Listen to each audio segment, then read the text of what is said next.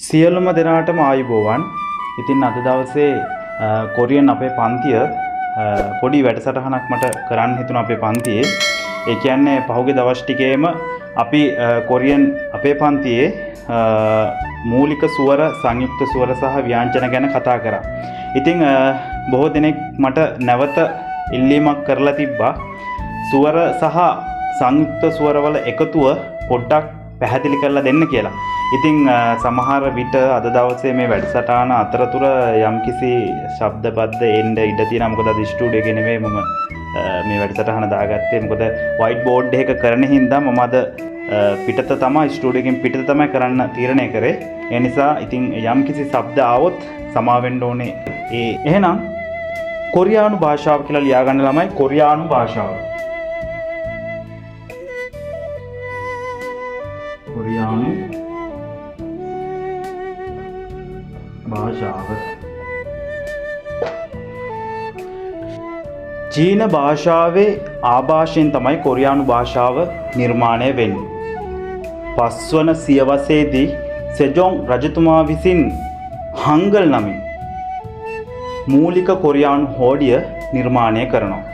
මේ කොරියානු හෝඩියේ මූලික ස්වර 10ක් සහ ව්‍යංජන 14ක් තියෙනවා.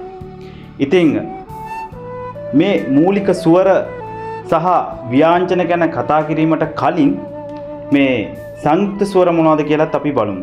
සංයුක්ත ස්වර කියලා කියන්නේ එකට බැඳුණු කියලා මම මුල් පාඩම් වලදී කියලා දුන්නා. සංයුක්ත ස්වරයක් කියලා කියන්නේ එකට බැඳුණු.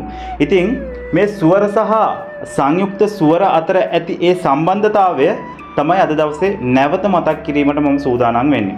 ඉතින් අපි අද කතා කරමු මේ ස්වර කියන්නේ මොනවද? ව්‍යංජන කියන්නේ මොනවද?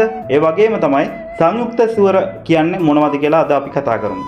ස්වරයක් කියලා කියන්නේ සාමාන්‍යයෙන් ව්‍යංජනයක් උච්චාරණය කිරීම සඳහා උපකාර වන අක්ෂරයක්. ඒ වගේම තමයි ව්‍යංජනයක් කියලා කියන්නේ ස්වර උච්චාරණය කිරීම සඳහා භාවිතා කරන අක්ෂර. සංයුක්ත ස්වර කියලා කියන්නේ එකට බැඳුණු කියලා මම පහුගිය පාඩම් වලත් ඔයාලට කියලා දුන්නා. ඉතින් අද අපි දැන් කතා කරමු නැවත කතා කරමු මේ ස්වර අපි ලියන්නේ කොහොමද, මේ ස්වර 10 ලියන්නේ අපි කොහොමද කියලා. මූලික ස්වර 10. හරි.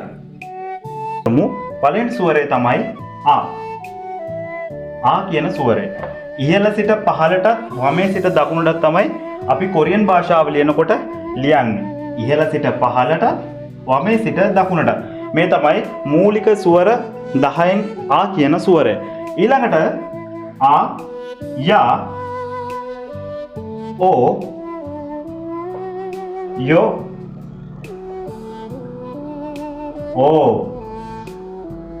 යෝ,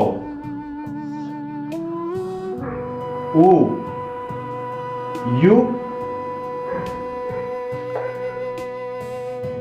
සහ ඊ. මූලික ස්වර 10. මේ තියෙන්නේ මූලික ස්වර 10. ආ, යා, ඕ, යෝ, ඕ, යෝ, ඌ, යු, සහ ඊ කියන ස්වරය. ඉතින් මේ ස්වර 10 මේ ස්වර 8 වගේ නෙවෙයි. මෙන්න මේ ස්වර දෙක ඔයාලා බලන්න. මේ ස්වර දෙක එක අවස්ථාවයි. සහ ඊ කියන ස්වර දෙක එක අවස්ථාවයි ලියන්නේ. මේ හැම එකම අවස්ථා දෙක බැගින් ලියනවා. මේ ඉහළ සිට පහළට වමෙන් සිට දකුණට. මේකේ තියෙන්නේ එක අවස්ථාවයි සහ ඊ කියන අවස්ථාව. අපි දැන් පළවෙනි පාඩම් දෙවෙනි පාඩම් අපි කරපු නිසා මේ මූලික ස්වර 10ට කොහොමද මේ සංයුක්ත ස්වර එකතු වෙන්නේ කියලා අපි බලමු. ඉතින් මේ මූලික ස්වර 10 ගත්තොත් පළවෙනි ස්වරය වෙන මේ ආ කියන ස්වරයට මෙන්න මේ සංයුක්ත ස්වරය සම්බන්ධ වෙනවා. මේ ඊ කියන ස්වරය. මේ ඊ කියන ස්වරය සම්බන්ධ වුණාම මේක අපිට කියවෙන වචනය තමයි ඒ කියන වචනය. ඒ කියන වචනය තමයි කියවෙන්නේ. මේ තියෙන්නේ ඒ කියන වචනය. ඊළඟට මේ යා කියන ස්වරයට මේ ඊ කියන ස්වරය සංයුක්ත ස්වරය සම්බන්ධ වුණාම මේක ඒ කියලා ශබ්දය එනවා. ඒ කියලා උච්චාරණය වෙනවා.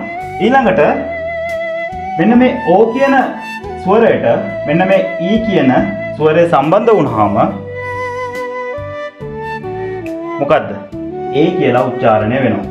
ඒ වගේම තමයි මේ ආ යා ඕ මේ යෝ කියන ස්වරයට ඊ සම්බන්ධ වුණාම ඒ යේ කියලා උච්චාරණය වෙනවා. ඒ යේ. ඉතින් ඒ වගේම තමයි මෙන්න මේ ඕ කියන ස්වරය මූලික ස්වර 10 මේ ඕ කියන ස්වරයට මෙන්න මේ ආ කියන ස්වරය සම්බන්ධ වුණාම වා කියන ස්වරය උච්චාරණය වෙනවා. ඒ වගේම මේ වා කියන ස්වරයට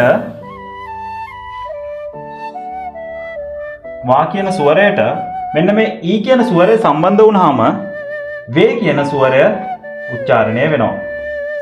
ඒ වගේම මෙන්න මේ ඕ කියන ස්වරයට මෙන්න මේ ඊ කියන ස්වරය සම්බන්ධ වුණාම ඔවේ කියලා තමයි උච්චාරණය වෙන්නේ. ඔවේ. මම මේ කියන්නේ සංයුක්ත ස්වර ගැන. හොඳේ? ඒ කියන්නේ මූලික ස්වර කොහොමද සංයුක්ත ස්වර මූලික ස්වර 10න් කොහොමද සංයුක්ත ස්වර 11 හැදෙන හැටි තමයි මේ පැහැදිලි කරලා දෙන්නේ. ඊළඟට ඌ කියන ස්වරය. ඌ කියන ස්වරයට මේ ඕ කියන ස්වරය සම්බන්ධ වුණාම වෝ කියලා උච්චාරණය වෙනවා. වෝ කියන ළමයි උච්චාරණය වෙනවා. ඌ කියන ස්වරයට ඕ කියන ස්වරය සම්බන්ධ වුණාම වෝ කියන ස්වරය උච්චාරණය වෙනවා. ඒ වගේම තමයි මේ ඌ කියන ස්වරයට මේ ඊ කියන ස්වරය සම්බන්ධ වුණාම වි කියලා උච්චාරණය වෙනවා. වි කියලා උච්චාරණය කරනවා. ඉතින් අපි දැන් ස්වර 11න් අපි කතා කරා 1 2 3 4 5 6 7 8 9. තව එතකොට සංයුක්ත ස්වර දෙකක් තියෙනවා. ඒ දෙක තමයි කොහෙන්ද ළමයි කියන්නේ ඔයාලට පේනවද දන්නෙත් නැහැ. අපි මේ අයින ලියාගමු. මෙන්න අයිනෙන්. ඒ දෙක තමයි මෙන්න මේ ඌ කියන ස්වරයට මේ වෝ කියන ස්වරයට මේ ඊ කියන එක සම්බන්ධ වුණාම වේ කියන ස්වරය උච්චාරණය වෙනවා. වේ කියන ස්වරය උච්චාරණය වෙනවා. ඒ වගේම තමයි අන්තිම ස්වරය තමයි සංයුක්ත ස්වරය තමයි මෙන්න මේ කියන එකට ඊ සම්බන්ධ වුණාම කියලා තමයි උච්චාරණය වෙන්නේ. ඊ කියන ස්වරයට ඊ කියන ස්වරය සම්බන්ධ වුණාම කියලා තමයි උච්චාරණය වෙන්නේ. ඔයාලට මට හිතෙනවා ඔයාලට පැහැදිලි ඇති කියලා. මොකද මෙතන අද වෙන කතන්දරේ තමයි මූලික ස්වරවලට සංයුක්ත ස්වර සම්බන්ධ වෙන විදිය. ඉතින් අපි නැවත පාරක් බලමු ළමයි. මෙන්න මේ තියෙන සංයුක්ත ස්වර ටික දැන් මේ තියෙන්නේ පළවෙනි සංයුක්ත ස්වරය තමයි යේ වා වේ ඔවේ වෝ වි වේ අයි කියන සංයුක්ත ස්වර. එතකොට මේ තමයි සංයුක්ත ස්වර 11. එතකොට මූලික ස්වර 10 දන්නවා. ඊළඟට මූලික ස්වර 10න් කොහොමද සංයුක්ත ස්වර එකට බැඳුනේ කියලා දැන් ඔයාලා දන්නවා. එතකොට අපිට මේ පහුගිය සතියේ අපි ව්‍යාංජන ගැන කතා කරා. ඉතින් ව්‍යාංජන ගැන පහුගිය සතියේ කතා කරපු හින්දා නැවත මම මතක් කිරීමක් කරන්නේ නැහැ.